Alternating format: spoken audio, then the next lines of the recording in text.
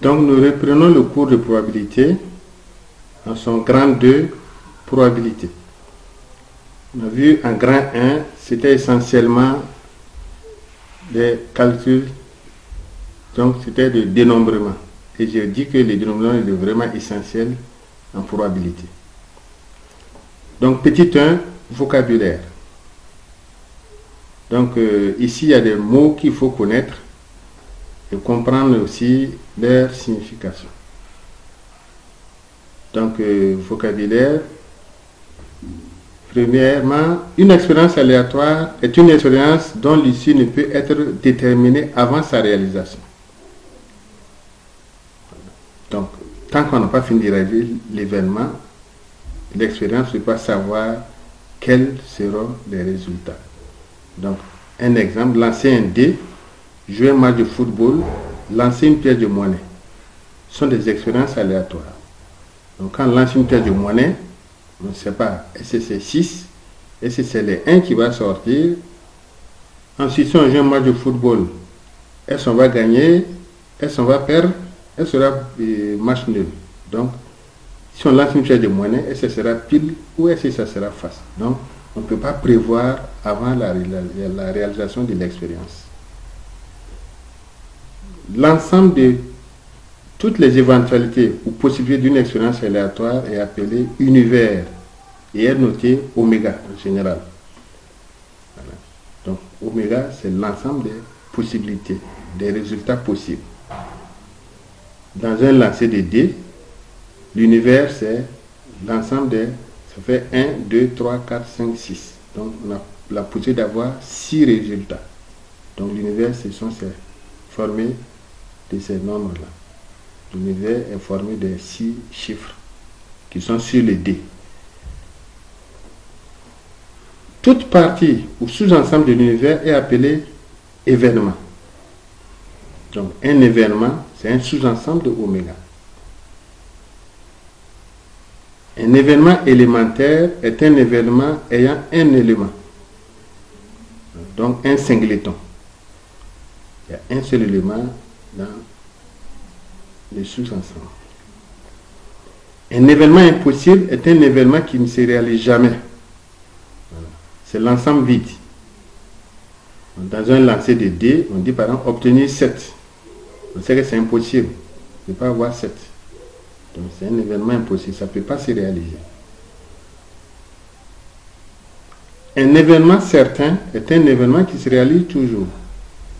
C'est oméga lui-même. Donc, l'événement sera réalisé, quel que soit. Donc, c'est l'ensemble, c'est le sous-ensemble qui contient tous les éléments de oméga. Donc, c'est oméga lui-même. Deux événements grand A et grand B sont disjoints ou incompatibles si A inter B est égal à l'ensemble vide. Donc, si 2A inter B est égal à l'ensemble, on dit que les événements sont incompatibles. Les événements grand A et A bar sont disjoints. Et A union A bar est égal à oméga. Donc A bar, c'est que c'est le complémentaire de A dans oméga.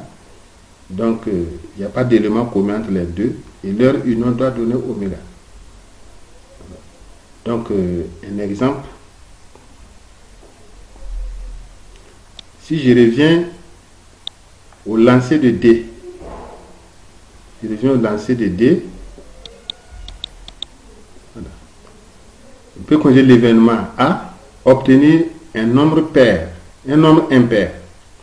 Donc si je lance un dé et obtenir un nombre impair, donc on a un sous-ensemble qui est formé des chiffres impairs. Donc 1, 3, 5. Donc l'événement A, c'est 1, 3, 5. L'événement B, obtenir un multiple de 3. Donc un multiple de 3, c'est 3 lui-même et 6. Donc B est égal à 3, 6. Donc c'est un sous-ensemble de oméga. L'événement D, obtenir un multiple de 4. Et un multiple de 4, c'est 4 lui-même dans le lancer de D. Bon. L'événement C, obtenir un nombre supérieur à 7. Donc, ça c'est impossible. Donc C, c'est l'ensemble vide. Voilà. Donc D est l'événement, et le D est un événement élémentaire, puisque D n'a qu'un seul élément, donc c'est un singleton. C est un événement impossible. Le complémentaire de A, donc ce sont les éléments de oméga qui ne sont pas dans A. Et comme je connais les éléments de A, donc il manque les 2, les 4 et les 6. Donc le complémentaire de A, c'est 2, 4, 6. De même, le complémentaire de B, et comme B est formé de 3 et 6, donc c'est tous les sauf 3 et 6. Donc on a 1, 2, 5, 4. C'est le complémentaire de B. Voilà. Donc ici, et A inter B, donc les éléments qui sont dans A et dans B, donc c'est 3. Voilà, 3 ici et 3 là. Donc voici pour ce qui est de mots à retenir et à comprendre. En petit 2, probabilité d'un événement. Voilà, donc qu'est-ce qu'on entend par probabilité d'un événement? Petit a, soit oméga l'univers des éventualités d'une expérience aléatoire. P est une probabilité sur oméga signifie que P de oméga est égal à 1, que P de l'ensemble vide est égal à 0, et pour tout événement A de oméga, P de A est compris entre 0 et 1. Donc, P de A, 0 inférieur ou égal à P de A, qui est inférieur ou égal à 1. Donc, la probabilité d'un événement est comprise entre 0 et 1 fermé.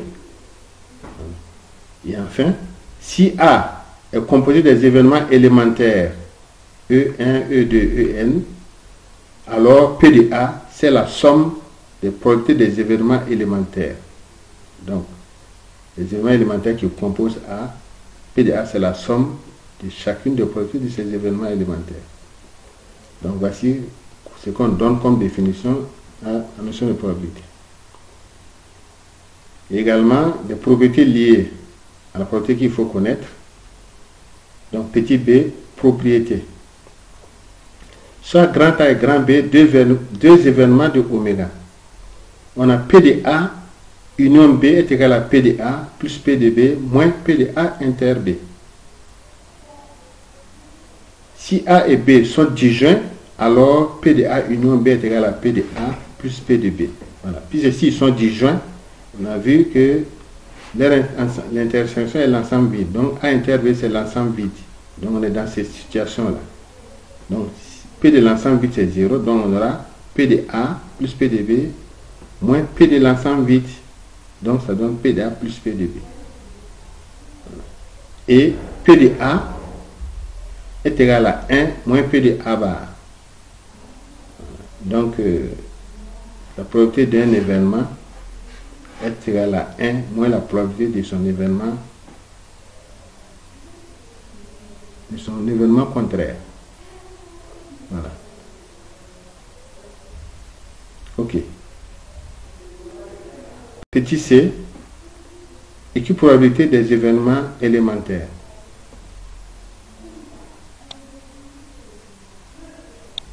Ok. Dans une expérience aléatoire, si tous les événements élémentaires ont la même probabilité, alors on dit qu'il y a équiprobabilité. Donc, s'il y a équiprobabilité, donc ça veut dire que tous les événements élémentaires ont la même probabilité. Donc, si je dois lancer une pièce de monnaie, si la pièce est bien équilibrée, toutes les faces ont la même possibilité d'apparaître, ont la même chance d'apparaître. Donc, théorème ici, dans les cas d'équiprobabilité, la probabilité d'un événement A est P de A égale à cardinal de A sur cardinal de oméga. Donc, nombre de cas favorables sur nombre de cas possibles. Nombre de cas possibles. Ok. Donc, un exemple d'application. Une urne contient 6 boules numérotées de 1 à 6, indiscernables au toucher. On tire une boule de cette urne et on note son numéro. Quelle est la probabilité d'obtenir un chiffre pair? Quelle est la probabilité d'obtenir un nombre divisible par 3? Voilà. Donc, résolution. Ici, l'univers oméga est l'ensemble des 6 boules. Donc, numéroté 1, 6. Donc, cardinal de oméga, c'est 6. Petit 1, adhésion par grand A l'événement, obtenir un chiffre pair. Donc, A, c'est 2, 4, 6. Donc, cardinal de A, c'est 3. On déduit alors que P de A égale la cardinal de A sur cardinal de oméga, c'est-à-dire 3 sur 6, c'est-à-dire 1 demi. Donc, la probabilité d'obtenir un chiffre pair est de 1 demi. Petit 2, adhésion par grand B l'événement, obtenir un nombre divisé par 3. Donc, le nombre divisé par 3 de oméga là, c'est 3 et 6. Donc, cardinal de B, ça fait 2. D'où P de B égale la cardinal de B sur cardinal de oméga. 2 sur 6, ça va être 1 tiers. Voilà. Donc, voici un exemple. Deuxième exemple.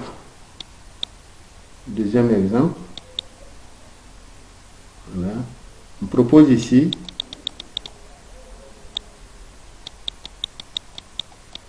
une urne contient 6 boules blanches et 4 boules noires.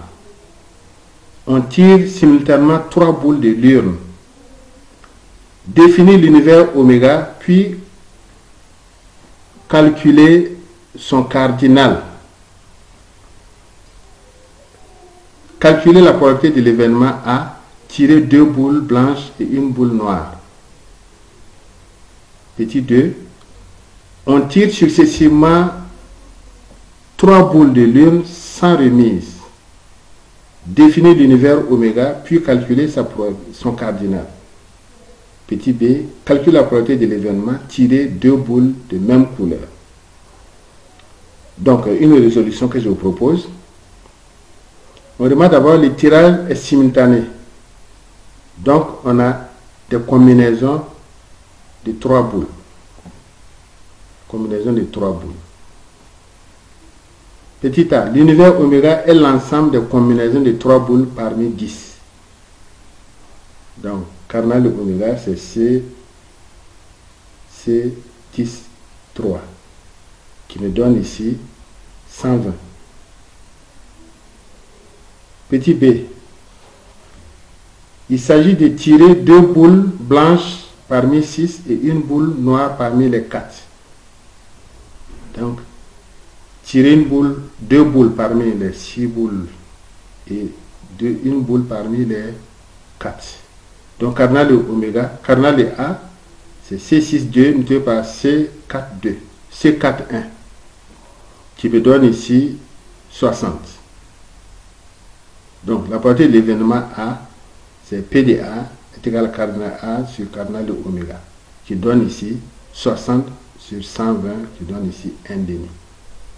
Voilà. Donc, voilà un peu pour ce qui est de calcul de probabilité. Donc, vous voyez que c'est lié un peu au dénombrement. Voilà. Donc, je vous remercie et on se retrouve pour le petit 3, probabilité conditionnelle.